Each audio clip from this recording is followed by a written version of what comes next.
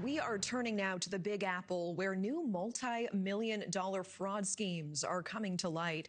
Just this week, two scammers pleading guilty to a $68 million fraud scheme tied to the state's Medicaid home care program. Leah, what are we learning on this? Yes, Natasha, we've been looking into this just this past week, as you mentioned, two big cases in court involving millions of dollars in kickbacks and fraudulent billing to Medicaid. And we're talking about another notable case tonight that involves a program called CDPAP. Now, if you're not familiar with that, it is for people who need to be cared for, but they don't want to go to a nursing home. So through Medicaid, they can hire their own caretaker. They get to choose if it's a friend or a relative as long as they go through the process. And while it sounds good, it is also a big target for scammers.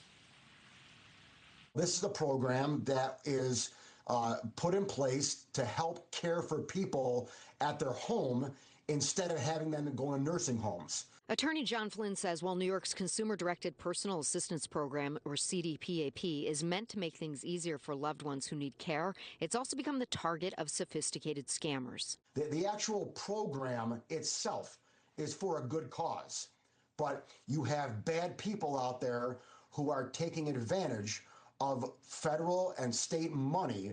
Just this past week, two New Yorkers pled guilty to a $68 million fraud scheme tied to CDPAP, billing Medicaid for services at Brooklyn-based adult daycares that never actually happened. These fraudsters were, quote, large-scale recruiters who bribed patients with laundered cash and billed Medicaid over $68 million for services that were not provided. New York Attorney General Letitia James announcing a separate million-dollar-plus conviction this week, also involving fake billing and kickback schemes tied to the state's Medicaid program. Unfortunately for the state's CDPAP program, fraud is nothing new. Back in 2018, a man arranged for friends and family members to be paid as home caregivers for his sick mom. Later, investigators found out that his mom wasn't even in the country. She was living in Bangladesh. And during home inspections, his brother impersonated her to keep the fraud going.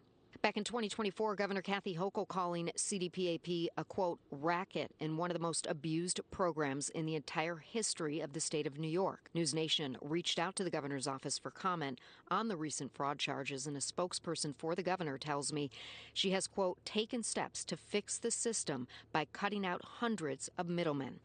Yet the fraud continues. And Natasha, the governor's office also telling me that one example of Letitia James busting the transportation company owner is an example of efforts to stop this kind of crime from happening. And when Republicans asked for an audit of the CDPAP program here in New York, Hochul calling that a political stunt, saying there are already measures in place. Clearly, a lot of government-funded programs are the target of scammers. And, of course, President Donald Trump announcing recently that new division to combat crimes like this. Natasha. Leah Lando live in New York tracking this. Thank you.